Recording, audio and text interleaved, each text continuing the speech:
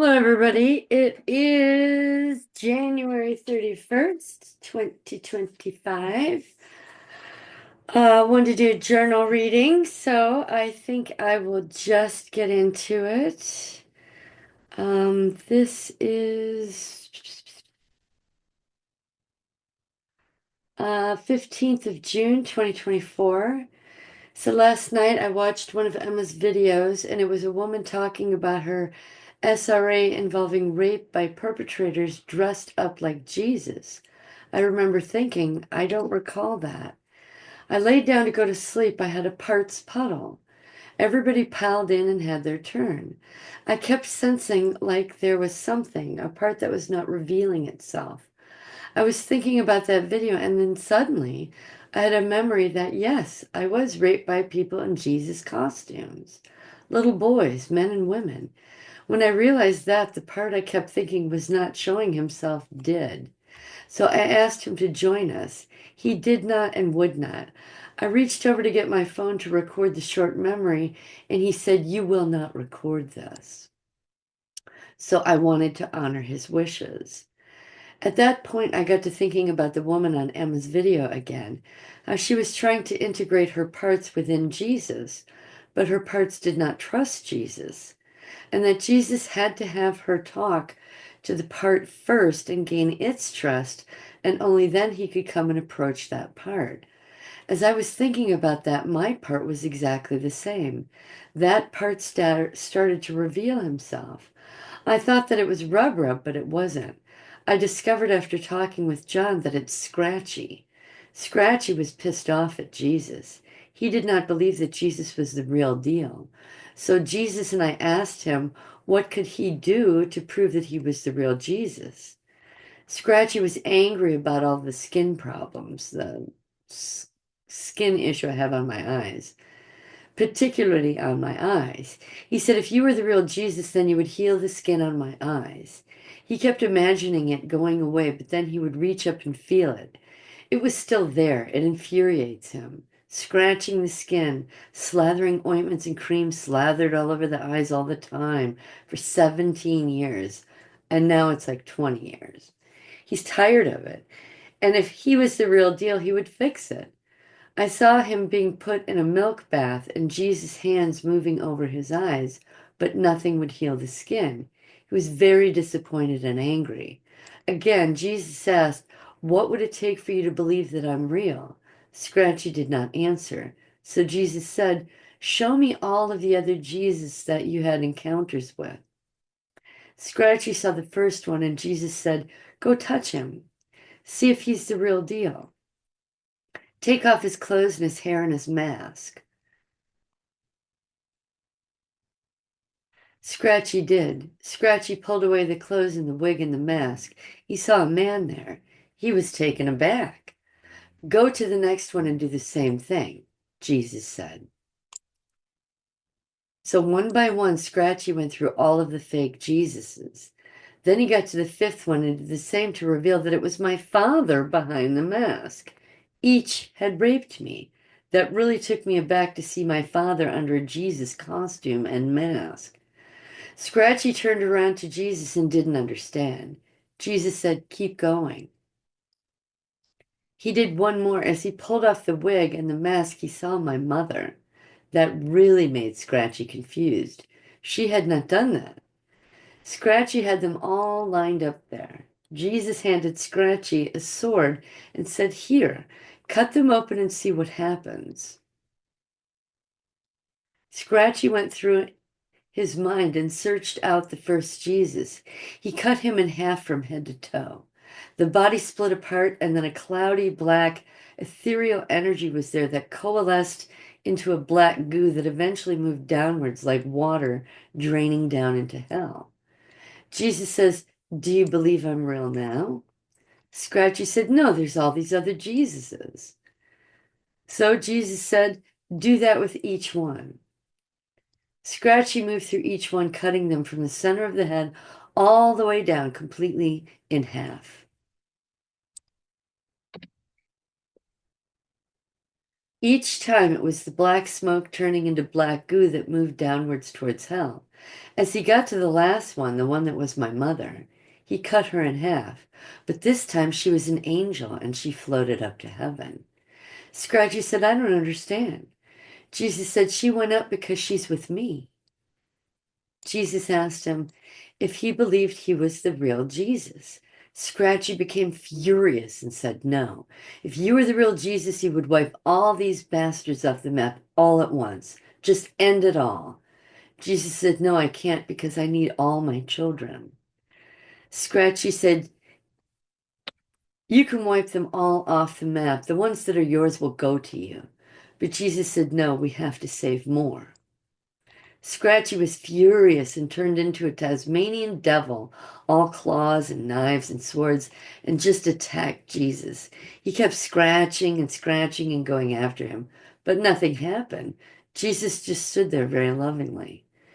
Jesus said, do you believe I'm real now? Scratchy said, no, you're not.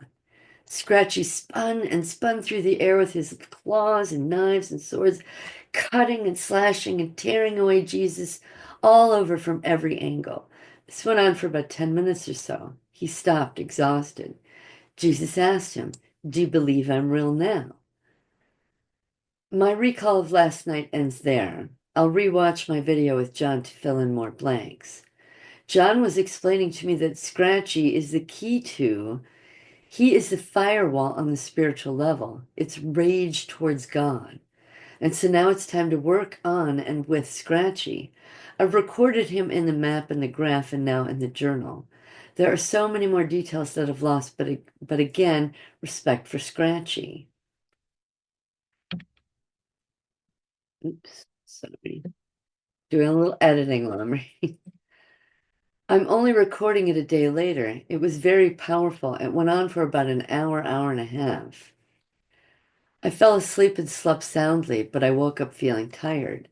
The whole time I was thinking, the whole time I was thinking it was Rub Rub speaking with Jon, the parts helped me sort out that it is another part called Scratchy. Felicity was the first firewall, Siggy the second firewall, Night the third firewall, and Scratchy is the fourth firewall, the spiritual level. Scratchy says he is the one that was holding my hand last night, not Night. He says he is the master at hiding. We're having a parts puddle right now, and the three babies, these are the abortions that I had, told me that they were happily in my tummy, and then they were not. They were happy to be with me again and be having kisses and hugs and be part of the group. Everyone loves them and takes care of them. I said to them, you will never know pain. But they showed me being pulled out of my body, and there was pain. It hurt their soul. I'm telling them, I'm so sorry I did that to you. I promise you, you will have life and you will have love. This life will be no pain. I promise. They are content. So I slept for about 3 hours pretty soundly. I woke up to turn over on my other side and have been coughing ever since. It's been about 30 minutes, quite some time.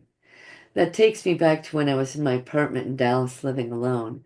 I was a smoker and I remember sitting in my tub realizing that if I didn't stop, it was going to kill me. I chose between cigarettes and death, so I quit. I believe I had 7 packs of cigarettes in my carton sitting on top of the refrigerator at the time. I quit for 4 years at that time. Excuse me. Some in my eye.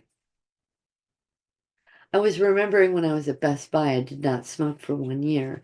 I remember going out with the guys for a break at work that did smoke because I liked it, to be able to get secondhand smoke from them. They liked it because it made me kind of like them, but they also thought it was weird because I was not a smoker like them. Excuse me. One of the smokers was a man named Pete. We were notified that he had committed suicide. He left behind his wife and 2 children. None of us could understand it because he seemed lighthearted and fine. I was sitting in my apartment sad about it and thought, I'll go have a drink and a smoke on Pete. I said, here's to you, Pete, as I had a rum and coke and cigarette. I had 1 cigarette. Of course, within a week, I was smoking a pack a day. I was a smoker again, but the fascinating thing about it was that I did not need the inhaler anymore, neither one. When I wasn't a smoker, I had developed a breathing problem to such a degree I had to have two different inhalers. And I remember it scared me because they were very expensive. It cost me $350 for two of them with insurance. Once I started smoking in, I did not need the inhalers anymore. It's very odd because it should have been the reverse. I should have had a breathing problem when I smoke and no breathing problem when I did not smoke. I continued to smoke for many years. When I met Chris, he smoked. So did I. So it was not an issue. I also began smoking pot. I remember there was a period where I would lie in bed and cough for very long periods of time. That eventually stopped. I believe I quit for about 3 months. Throughout my marriage with Chris, I quit smoking 8 times. It could be anywhere from 1 week to 3 months, but I always went back to smoking. Finally, I waited for Chris to go on a weekend road trip with our neighbor. I would have 3 days alone, and that would give me the time I needed to get through the worst part without having to deal with Chris. This was shortly after his heart attack. I remember sitting in the waiting room watching the medical television running. It was talking about women had the higher risk of heart attack from smoking. I was sitting there worried about him having his stent put in, yet this television was telling me I was at risk. I started riding a bike then too, still smoked. Sorry, just have something in my eye. So I spent that weekend not smoking. I was having the anxiety and withdrawals and all that, but I did it. I quit smoking for 8 years, the longest ever. The first time I quit was 4 years in Dallas. I was in the tub and realized that smoking would kill me. It was about choosing between life and death. The second time I quit was when I was in Scientology in California and could not afford it. After the rape, I remember Dave from Dallas came to California for some training for a short time. He was a smoker. We were walking back from the blue building back to the Celebrity Center, the same thing I had done when I was raped. I asked him for a cigarette. He was surprised because he did not know me as a smoker. I told him I had for years and years. I believe I had just one or two, and that was it because I could not afford it. I left Scientology. I was back in Dallas for about 4 months and then back in California with Harros. Several months later, I began to work at Best Buy. I moved out and got my apartment in Canoga Park. I'm getting images of being raped in the hallway of my apartment complex last night. So I was thinking about smoking, and that led me into a memory of being raped. I'm getting images of being raped in the hallway of my apartment complex late at night. It was my neighbor. I used to go rollerblading at the beach and in Burbank. He saw me in my exercise clothes once. Short and sweet, says Kitten, just like before. No big deal. That man raped that man that raped me did the Three Stooges snap clap signal. This thing. Kitten just said to him, "Fine, make it quick." Kitten is my sex slave. Right after the victims and Fear came out. So I got raped, and then the guy took off, and then every victim part and Fear came out because I just still walked back to the church. Or no, I'm sorry, it was in the hallway of my apartment. I got into my apartment and locked up. He was right next door. After that, I avoided him like the plague. I could not let myself be in his presence. I always rushed in and out.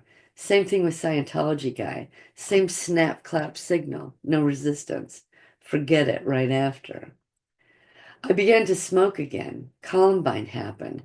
Best Buy promoted me and sent me to Palmdale. I did not believe it was safe anywhere. Kitten says, just wait. I quit again for a short time. That's why I developed the breathing problem where I needed inhalers. But when Pete killed himself, I started smoking again. Then there was no need for the inhalers. So the thought of death, a rape, another rape, and an actual death caused me to start and stop at those times. And now I'm remembering this SRA, which is full of rape and death, and I'm smoking again.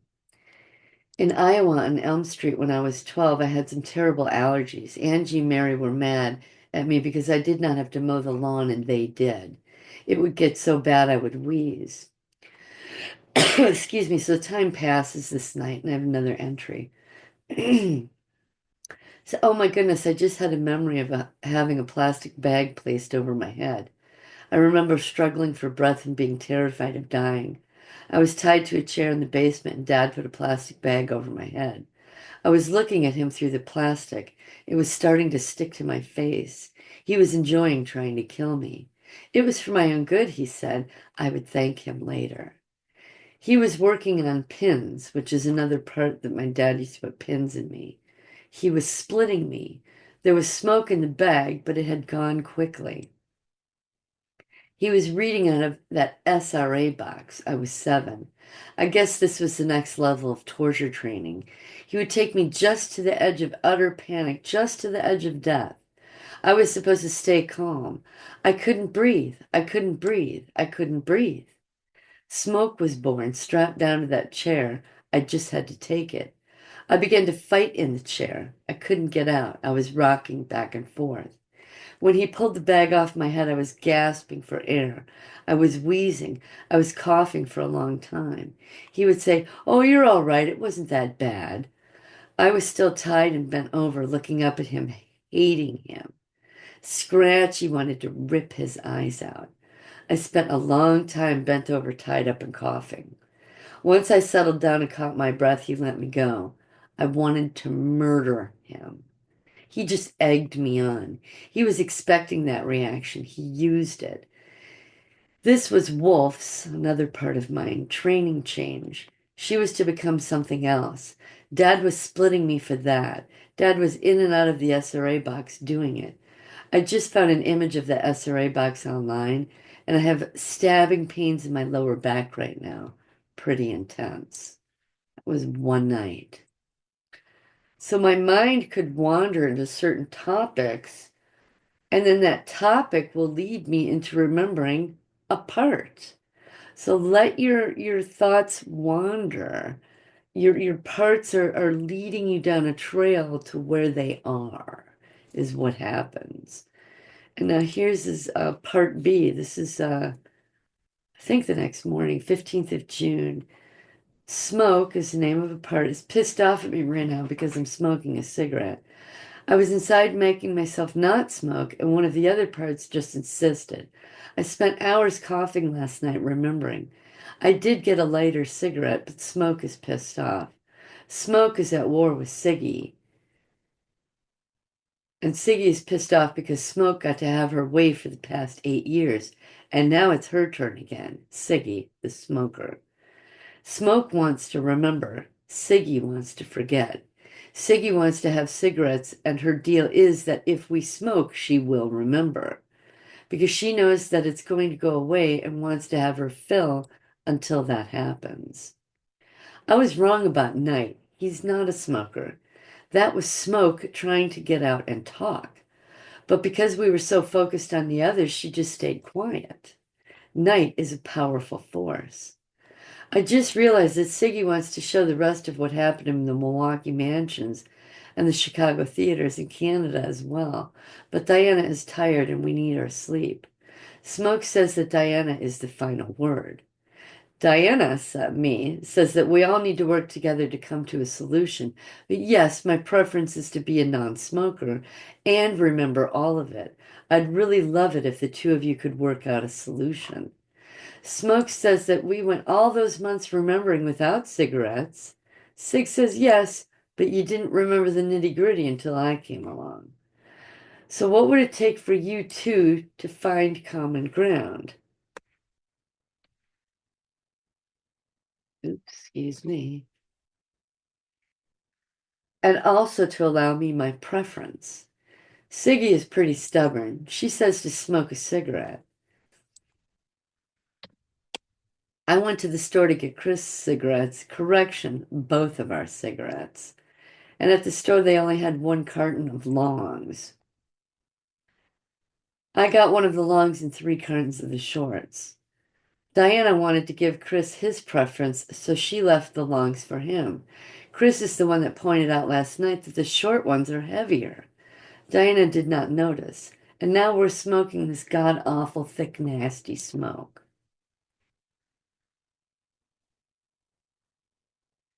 How about if we smoke a cigarette for a short while and Siggy remembers, and then when we get through that, we can quit again? Siggy is a bit reluctant, so I'm trying to negotiate with these two, but she's willing to agree. Smoke is reluctant, but she's willing to agree. The only thing I'm going to say is we ultimately will become a non-smoker again. And we will ultimately remember all of the abuse. That's what I prefer. So then we'll smoke the lighter cigarette, and if we get to the store, we'll buy even lighter cigarettes. Sometimes the heavier smoke for certain things. When that happens, we will just get one of Chris's cigarettes.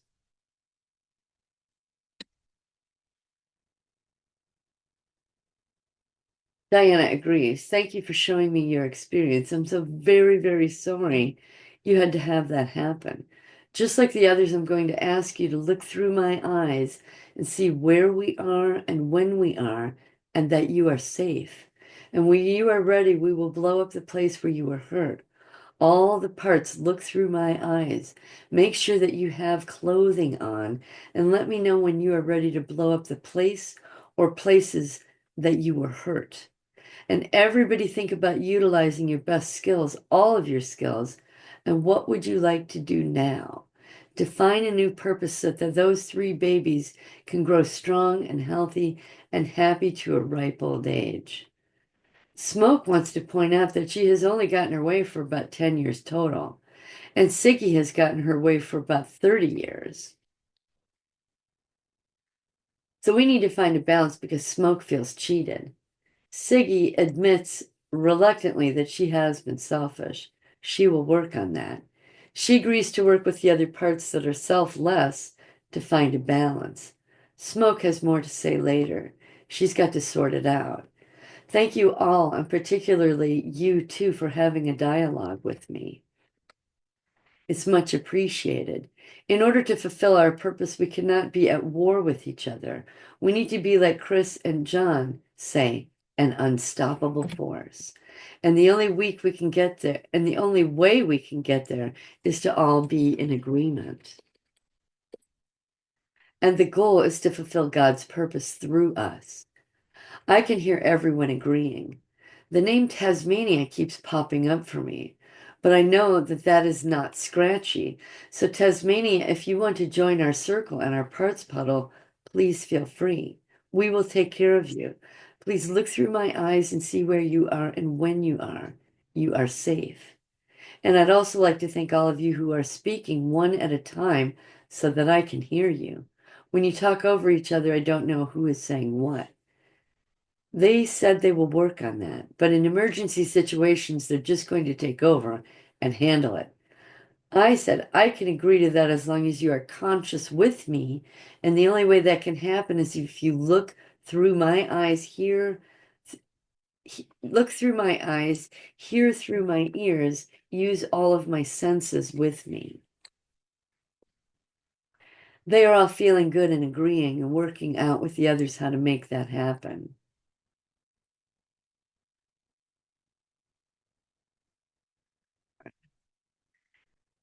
Jonathan is the hair twirler.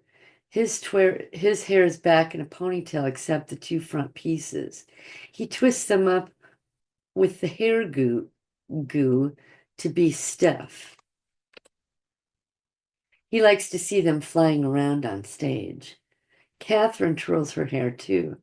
It's soft like the kitties. It's like petting them. So she twirls her hair when she remembers. Oh, so she pulls, she'll twist her hair and pull. She'll twist her hair because it's smooth and wonderful like the kittens. But when she starts to remember the bad parts about killing the kittens, then she'll pull it. Booger likes to have her way. It's actually his way. After mom got mad about the wall, because Booker used to wipe his boogers on the wall, I was like 3 or 4. He used other things like the couch or floor or whatever. Clean doesn't like that. I just did 2 rounds of beating up on Ted, used the bat and then the machete and then the bat. I used the suggestions that Chris gave me, and he's right, they are much more powerful blows. Also, much more strategic blows. And instead of glancing the head, I could actually shatter the skull, the collarbone, the ribs. Knight really enjoyed having the machete in his hand. Out of 10 tries, he got 3 dead center hits, so he's happy with that. He wants to train every day. Pumpkin showed me as I sat down to rest that yes, that's exactly how they trained her. You must have the fight stance and twist your body with the blow. Much more force, more powerful, more deadly. We're going to get out here every day if we can. Summer is here, so it's going to be hot. And when Chris gets his boat, Ted goes outside. Smoke really enjoyed smashing Dad's head open, smashing his collarbones and ribs. She also broke his back and the back of his skull. I've been having the song Round and Round by the group called Rat go through my head this morning, so I put that on when I first began. The internet connection has been sketchy the past couple of days, so I only got the first line of the song. Out on the streets, that's where we'll meet. It buffered for about 5 or 10 more minutes. Out on the streets, that's where we'll meet. Prophetic, really. I had the image in my head of me as an old woman with a machete in my hand getting ready to go to battle. I forgot about that. Smoke showed me why the skin on my knee is peeling. And if you'll notice in session, I'm scratching my knee a lot. That's where Dad taped her leg to the chair with duct tape. The first time he smothered her with a bag, he taped her down at the ankles and wrists. He happened to get close enough for her to fling her knee into his balls. He got really pissed off at that. I paid for it later.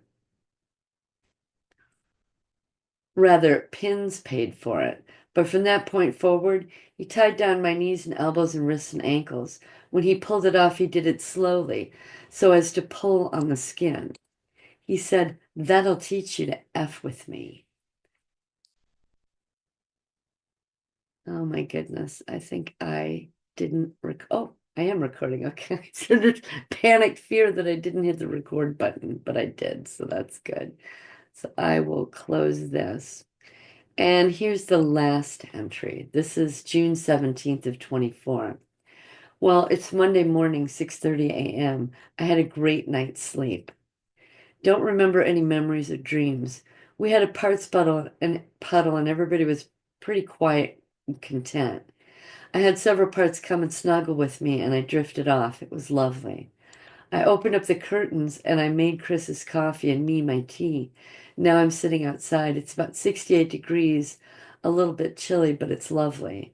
I was just thanking the parts. All was quiet on the Western Front yesterday. I finished up entering all of my parts except for Mom and Dad because they're going to be so huge. Plant got up and let her green beans poke their head through the mulch. This is my part that gardens. She was about to go off and do more stuff, but Knight told me to sit back down. My plan today was going to mix up some compost and fill up the 3 garden beds. It would probably take about 2 hours. Plus, knowing Plant, she would putter around for another hour doing other things. But Knight told me to sit back down. I think they're ready to make another video today. I've been asking them to give me some good night's sleep for a few days now. And they did. But I think sitting back down was a test to see if I would honor their wishes. So here I am. The garden can wait. I don't have to plant corn.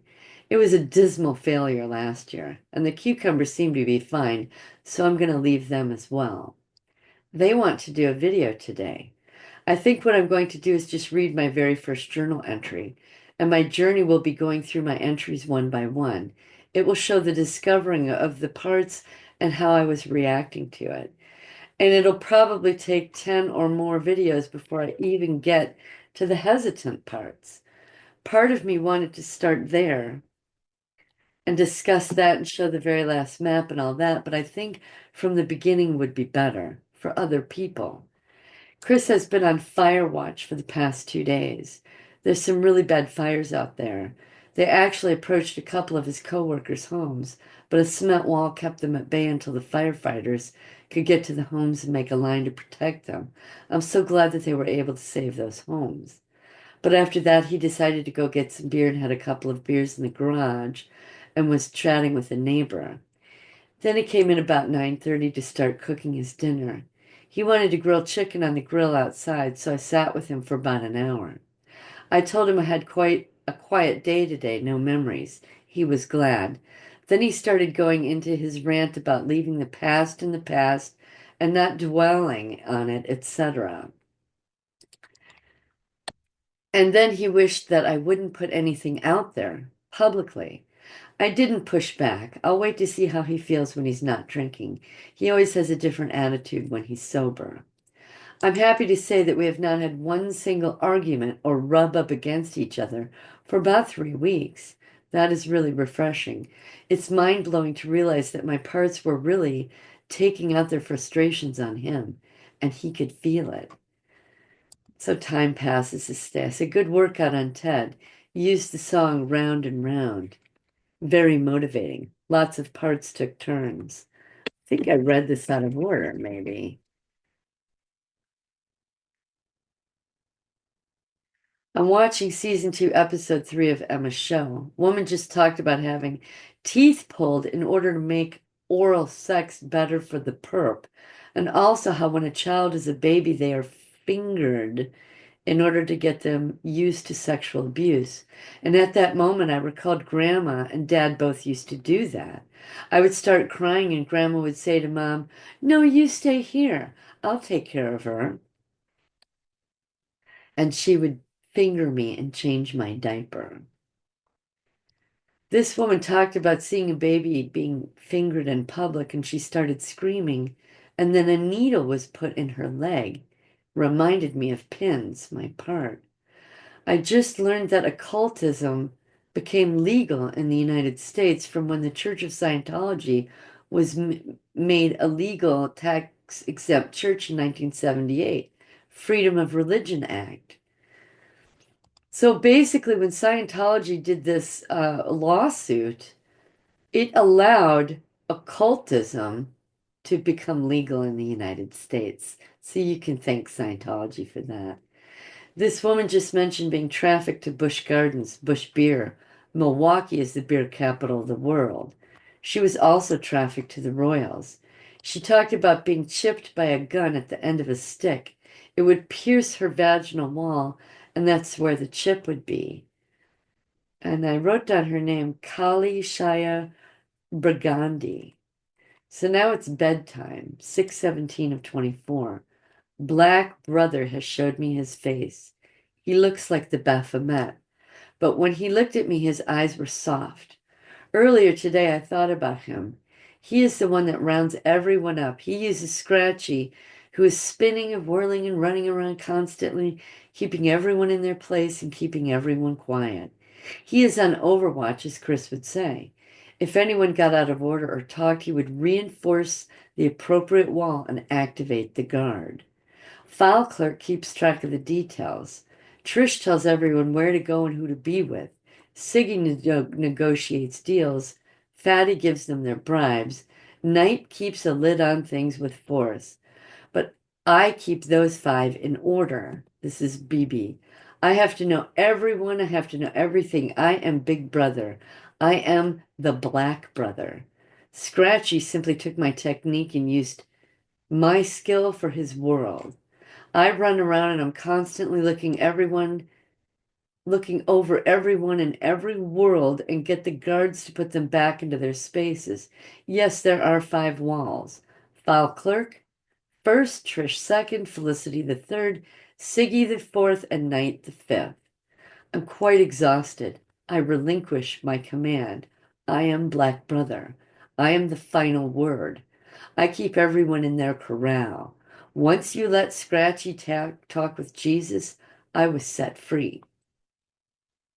I am the embodiment of all the perpetrators combined. I carry all of them, whereas the parts carry each of their own or in groups. When you changed the map and took away the borders and gave them color and made them transparent, everyone was free to mingle and talk. That eliminated my job. Now I can rest, so thank you. And I said back to him, thank you, Black Brother. And that's the end of that journal entry. So this is when I think I've showed you my earlier maps. I guess I'll pull one up where they all had circles around them. Oops, wrong thing. Um, Let me open this up and remember to share so you can see what I'm bringing up here. Uh, Hearts map. So this is June 17th. Let me find the map for June 17th. And for some reason, oh yes, yeah, it already changed to that. Oh, I need to close this too. Oh, I'm in July. That's why June. I'll do the 15th. I was categorizing parts into groups. Oops, wait, let me share because you can't see what I'm doing. So here's the map. I gotta move this window out of the way.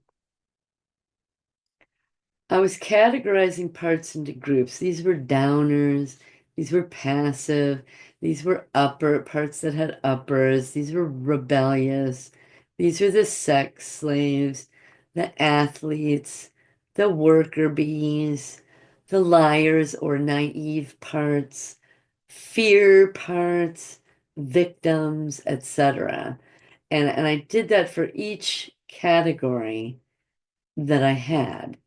um, Gifts from God, playful, family, caretakers, creators, truth tellers. And these wound up not being parts. I thought they were. These are my husband's ex-wives and daughters who are really quite nasty to us.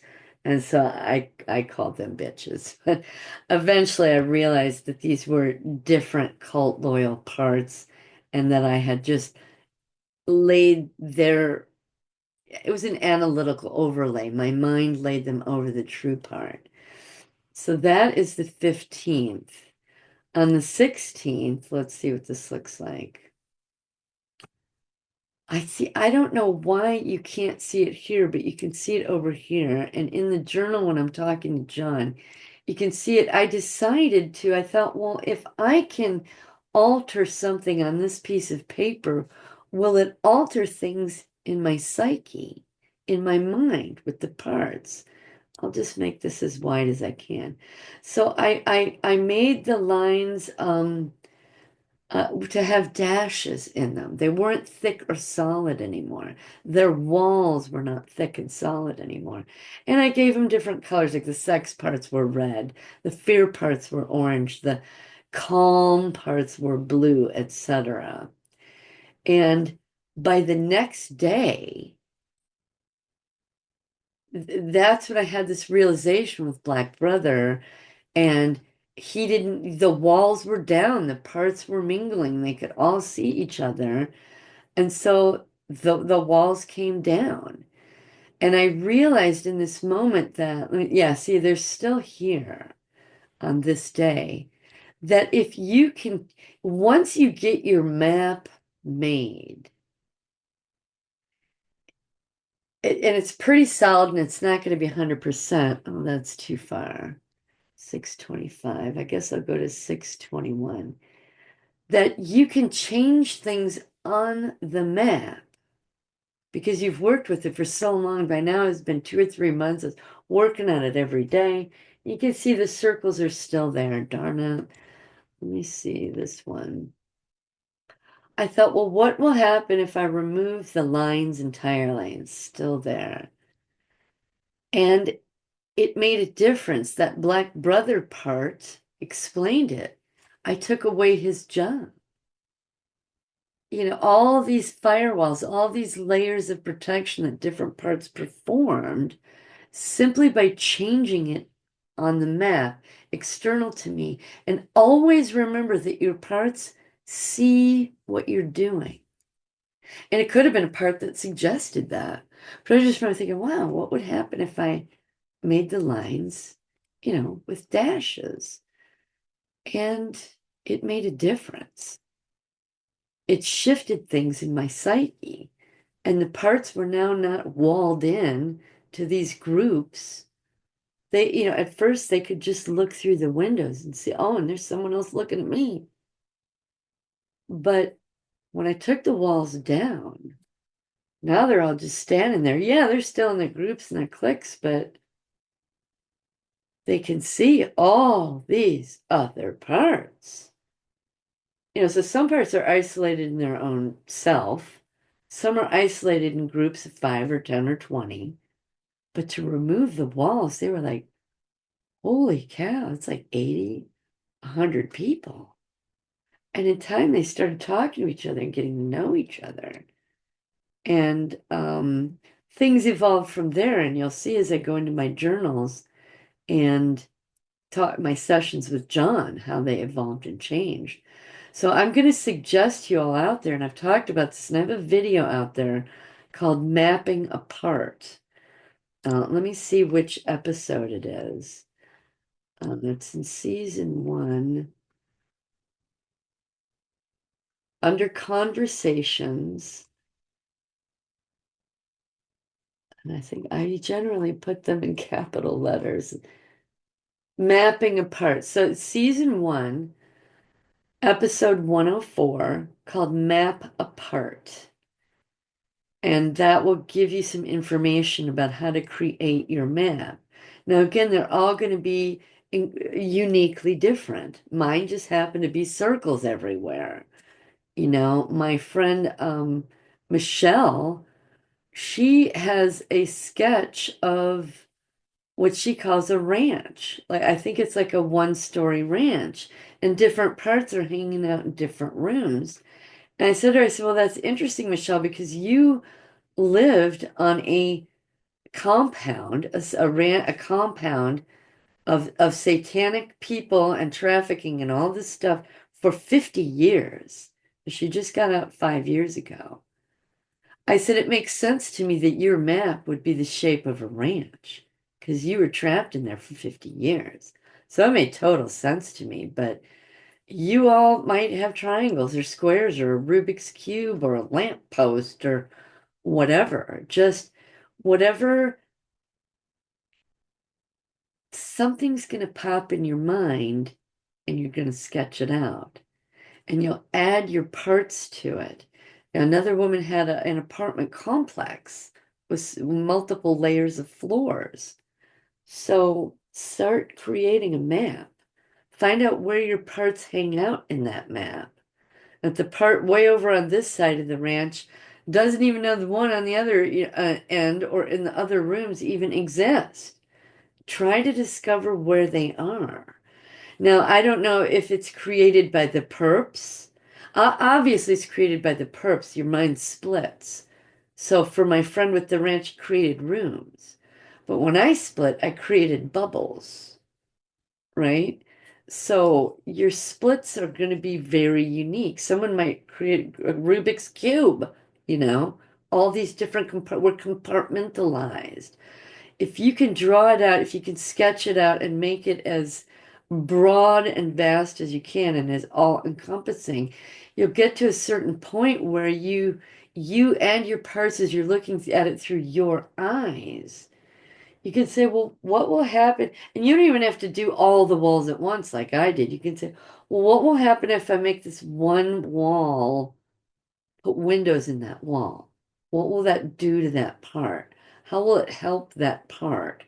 Or maybe just evaporate one of those walls. Or maybe evaporate 3 out of 50 walls.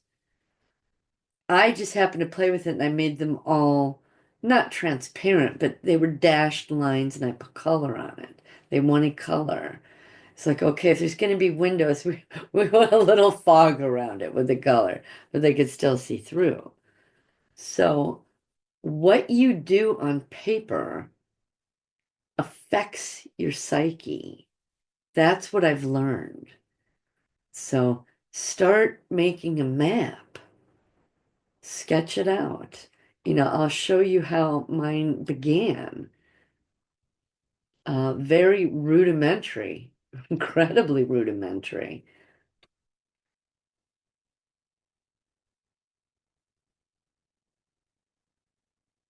Okay. SRA parts maps. So I started off with, let me see, map number one. Wasn't even a map. I just took a list of my parts and was playing with them. Well, who hangs out together, and what kind of a group would I describe that as? And for some reason I needed to circle them. Quiet and still parts, God and truth. So this was my first map. Very rudimentary. I knew I had parts.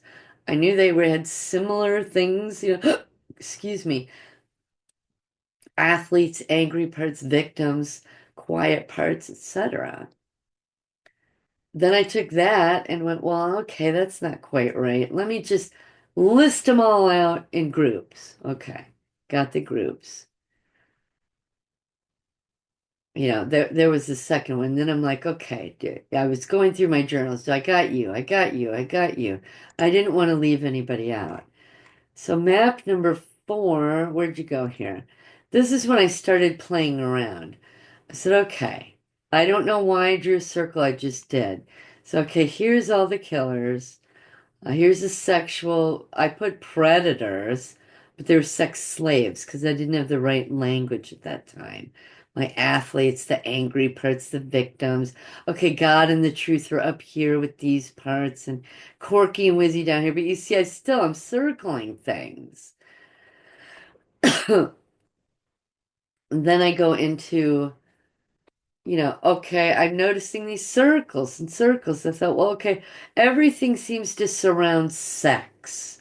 So let me put my sex slaves in the middle. And then I realized at that time, okay, well, Trish is a wall protecting them. And then I've got these other parts around them. So it's starting to evolve. Here's the sixth one. And then I realized, oh, wait, I got circles. Maybe I could, the inner circles are the younger ones and the outer circles are the older ones. So let me see if I can take these parts and line them up in time, you know? And I know it looks like a bullseye, but I wasn't even perceiving it like that at the time. I was just trying to, Trish was this whole wall. She surrounded and protected Kitten and Sailor. And I put my name in the center because I'm the core personality, right? It was getting buried. So it went to that. After that came this. I thought, I don't want to do freehand. I want it to look nice. So my husband had a compass in his drawer, and so I used it. Again, same kind of structure. And then I realized, well, okay, I got five different categories. Let me line them up evenly to realize after I was done, oh my God, this is 5 points, a five-pointed star. And look at the way I placed their name, their categories, and with little bubbles around them. God is in a bubble, the truth is in a bubble. The lies are in a bubble. Satan's in a bubble. Everything's in a bubble, in a circle. I'm drawing circles and five-pointed things, right? So there's cult loyal things going on there. So I did it again, and I thought, well, I want to indicate, this grouping without having that descriptor there. So I thought I kind of like this parentheses mark, and you'll see that I erased lots of things and was trying different things, and I had new parts I needed to add, and I took the things out of the bubble, and when I got done, I stood back and looked at, well, this is actually another bubble, the God bubble above. So things are evolving from two separate bubbles. Now they're both together in one bubble. And the Satan and the lies are in another bubble over here that's overlapping with this bubble. And when I stood back to look at it, because these were quiet and calm parts, that's why they had two sides. These are rebels and angry. These are victims. These were killers and athletes. And I stood up and looked at it and realized, oh my God, that looks like a human body with like, these little things coming out of their hands. I thought that was interesting. Did not intend to do that. And then it evolved to this, the same thing, but at this time, Jon is asking me, well, who talks to who and who talks to what and what's happening? And my killer parts thought, well, I want to keep an accounting of how many people I killed because I have a reckoning with God and I want to be accountable for that. So I started counting. And when I got done and looked at it, I thought, this is just too messy for me. I can't handle this. I wanted it neat and clean and to be able to see it. And that's when I started playing around with a Word document. Sorry, that's my software to make. And the Word document didn't quite work the way I wanted it to, but I tried PowerPoint. Never had worked with PowerPoint before, ever. And this is what came out. So all those were in April. I started working with Jon, and so I could insert circles, I could make colors, I could put labels. And this was my very first map. But you see where it came from, where it started. So, but I've noticed that, as you create it, things will shift and change. And also, well, the first thing that happened was it filled up with parts. And I wound up having to make a second page and a third page. I wish this was like an endless whiteboard and I could have just made it all one. But again, they were in bubbles anyway, so the pages, it was fine. But again, I get what you are doing on paper with your parts, and they're guiding you and helping you and talking to you. They see what you're doing and they'll guide you. No, make it blue, make it orange, make it purple. You'll just have a vibe and follow that. Follow your intuition. If you feel like you're not very much in touch with your intuition or your parts, just wing it. And as time goes on and you get to know your parts better, they'll give you more information. You'll start to hear them. And when I talk about hearing parts, you're not hearing some strange, country western person talking to you or a Frenchman. You might if you have those parts, but all of my parts speak with my voice. All these years, I thought these were just my thoughts, which they are, but ultimately, what I realize what they are my parts inside my head talking to each other, and I'm listening. I can hear them. Now, again, I'm going to reiterate this. Turn the TV or see the radio or the music off in your car. If you're watching TV 4 hours a day, knock it off. Allow yourself maybe 1 hour a day, or maybe just on the 4 hours on Saturday and 4 hours on Sunday, but you work on your parts during the week. Your parts are going to see your commitment to them, right? And you need to turn off the external noise and it might take a couple weeks to get the commercials and the jingles and the songs and the TV show out of your head, but once it is out of your head, you're going to start to hear your own thoughts. And those thoughts are your parts talking to each other or talking to you. Okay? So back off the social media, back off the TV, pull it back if you're spending hours doing it. You need to hear what's going on in your head. And you need to spend the time journaling, working on your parts. So anyhow, that's enough of that. I will let you all go. I pray that God give you exactly what you need when you need it. I pray that you can let go of the addictions to television and music and social media. Let them go. Wean yourself off of them. And I ask God to help you to cleave to Him and to cleave to yourself, which is your parts. And that you start to hear them and you put the time and the work in. All you're doing is healing yourself. You're healing a part, separate. It's almost like a separate person within you. And when you put it on paper, it's external to you, but it's you. It's your psyche. You're healing all the different pieces and parts of your psyche. That's what your parts are, is your psyche. So I pray that you can reach that stage and put that time and energy in, that God inspires you and gives you help. Anyway, I'll let y'all go for now. Thank you for listening, and I will see you next time.